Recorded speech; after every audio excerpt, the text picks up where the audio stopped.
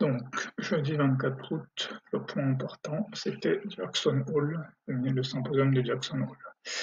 Donc, en journalier, alors on voit qu'on revenait tester cette zone-ci, qui correspond à RH50, order block. Donc, la question c'était, est-ce que on allait continuer à traverser cette zone ou alors il allait y avoir un reversal complet. Donc, mes scénarios, peut-être un range ou un range par là, mais il y avait aussi la possibilité que ce soit la fin de ce mouvement et qu'on ait un reversal complet, comme ça a eu lieu l'année dernière.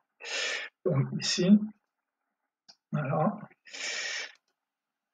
Ici, j'aurais eu tendance à acheter en me basant sur cette grille, l'ouverture sur AJP, le rebond sur AJP. Mais à partir d'ici, c'était terminé. En fait, à partir d'ici, il n'y avait plus qu'une seule possibilité. C'était le même scénario que l'année dernière sur Jackson Hole, un reversal complet. Donc là, de toute façon, on vente ici. Là, on peut voir ici les fair value gap qui s'ouvrent, qui ne se referment pas. Les fair value gap ici en H1 qui sont fermés directement. Il n'y a même pas de tentative de reversal. Là, de toute façon, il faut vendre, c'est tout. Voilà. Ici, une tentative de reversal qui échoue directement. Voilà, là, on peut continuer à vendre. Là, ici, est-ce que là, faut même pas tenter d'acheter ici, en fait. La seule chose à faire, c'est attendre qu'on revienne tester ce bloc avant de revendre. Voilà, là, on teste le bloc. Ici, allez, on peut revendre. Pas de problème, c'est clair, c'est limpide. On revoit la même chose se produire ici. Une espèce de tentative de reversal, mais qu'est-ce qui se passe? On revient tester le bloc ici, et puis on repart à la baisse. Troisième fois, ici, pareil, on monte ici, on revient tester ce bloc et on repart à la baisse.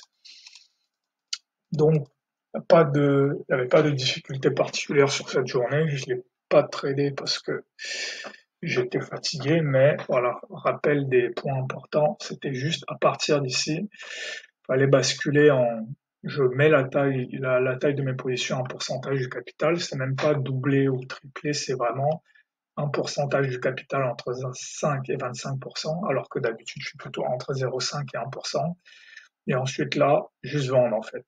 Et l'autre point important, c'est voilà une bonne exécution. Donc voilà, bien exécuter en termes de taille, en termes les SL de toute façon là, c'est soit mi-bougie au-dessus de la bougie ou même là, on peut éventuellement passer sur du M5. Là, dans ces conditions-là, c'est pas impossible. Voilà, on peut voir ici en M5, on peut tout à fait se mettre à vendre ici en M5. Ensuite, la gestion toujours au-dessus de la bougie. On peut voir ici qu'éventuellement, si je vends ici, je peux commencer à me poser des questions, mais en fait, si mon SL est au-dessus de la bougie, il n'y a aucun problème. Ensuite, le dernier point important, c'est les targets. À partir de ce moment-ci, il faut se dire que le plus probable, c'est quand même des targets importants. Par exemple, ici, plutôt que BJP, de se dire que la target, ça va plus être ici, la target, il y a plus de chances que ce soit une mèche 50 ou un order block, mais pas un truc aussi simple qu'un BJP en fait. Peut-être un fair value gap, une zone de liquidité géante.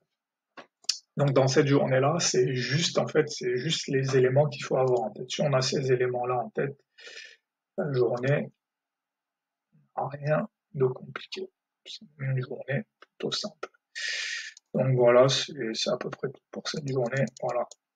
Et avoir vraiment des critères clairs. Et le critère clair, c'était vraiment ici le rejet sur le retracement de 50%.